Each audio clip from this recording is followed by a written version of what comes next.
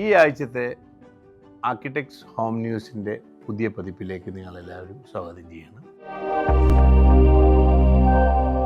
ഇന്ന് നമ്മൾ ഡിസ്കസ് ചെയ്യാൻ പോകുന്ന മേജർ എലമെൻ്റ് എന്ന് പറയുന്നത് VR-ഉം അറ്റ് ദ സെയിം ടൈം BIM-ഉം എന്നുള്ള സാങ്കേതിക വിദ്യകളുടെ കാര്യങ്ങളാണ്.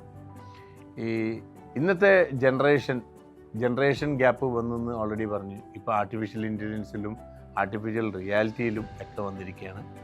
അപ്പം വിർച്വൽ റിയാലിറ്റി എന്ന് പറയുന്നത് നമ്മുടെ ബിൽഡിങ്സുകളുടെ മോഡലിംഗ്, സപ്പോസ് ഒരു ആർക്കിടെക്റ്റ് വിഭാവന ചെയ്ത മോഡലിങ്ങിൻ്റെ ഏത് തരത്തിലാവട്ടെ, ആ വീടിൻ്റെ ഉള്ളിലേക്ക് നമ്മൾ കയറുന്ന രീതിയും അല്ലെ എക്സ്റ്റേണൽ വ്യൂ കംപ്ലീറ്റ് നമ്മൾ കാണുന്ന രീതിയും ഇതെല്ലാം കൂട്ടിക്കലർത്തിയിട്ടുള്ള ഒരു പ്രസൻറ്റേഷൻ്റെ ഒരു സിസ്റ്റമാണ് VR, വിർച്വൽ റിയാലിറ്റി എന്ന് പറയുന്നത്. അപ്പം നമ്മൾ വീടുകൾ നിർമ്മിക്കാൻ ആഗ്രഹിച്ചു കഴിഞ്ഞാൽ അതിൻ്റെ ഫൈനൽ രൂപം പലർക്കും വീട് പണിതിന് ശേഷമാണ് പലരും കോൺക്രീറ്റ് ജംഗിളാണെന്നും മറ്റുള്ള കമൻസുകളൊക്കെ വരുന്നത്. അതെല്ലാം ഒഴിവാക്കാനായിട്ടും ചിലവ് കുറയ്ക്കാനായിട്ടുള്ള ഒരു മെത്തേഡാണ് ഈ VR ഒക്കെ വഴി നമ്മൾ കാണുന്നത്. നമുക്ക് അവസാനം പണിത് കഴിഞ്ഞൊരു സാറ്റിസ്ഫാക്ഷൻ ഇല്ലായ്മ ഒരു ബിൽഡിങ്ങിനെ സംബന്ധിച്ചിടത്തോളം വരിക എന്ന് പറയുമ്പോൾ ഇൻവെസ്റ്റ് ചെയ്ത പണം ഭയങ്കര ഫീലിംഗ് ആയിരിക്കും. അപ്പോൾ അതുകൊണ്ട് തന്നെ നമുക്കിതെല്ലാം മുൻകൂട്ടി കണ്ട് ഒരു ആർക്കിടെക്റ്റുമായിട്ട് ബന്ധപ്പെട്ട് കഴിഞ്ഞാൽ അവരതിൻ്റെ സാങ്കേതികമായ എല്ലാ തരത്തിലും വിഷ്വലൈസ് ചെയ്ത് അത് വിർച്വൽ റിയാലിറ്റി വഴി നമ്മുടെ കൺമുമ്പിലേക്ക് ബിൽഡിങ്സിനെ ഉള്ളിലേക്ക് കൊണ്ടുവരും.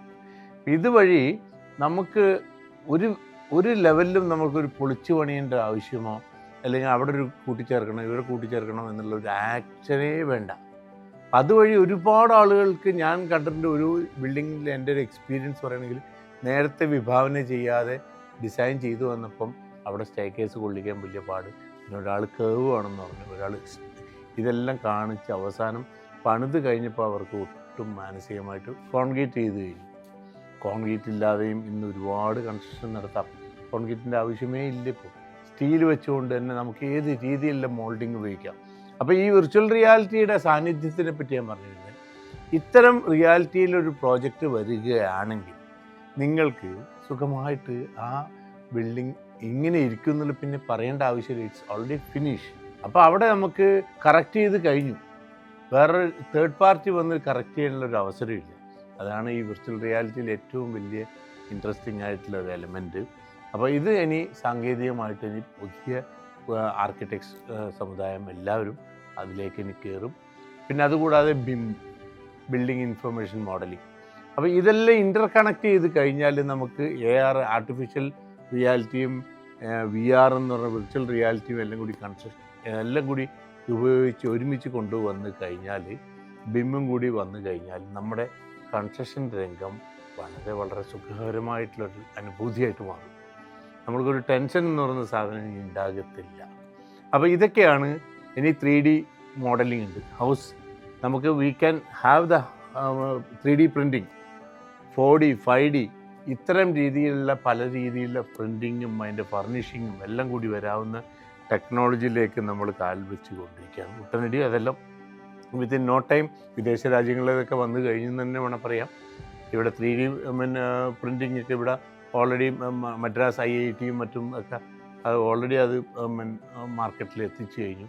അപ്പം നമുക്ക് എന്ത് തന്നെയായാലും ഫ്യൂച്ചറിലുള്ള കൺസ്ട്രക്ഷൻ രംഗം എന്ന് പറയുന്നത് അനായാസേന പണിയാവുന്ന കാര്യമാണ്.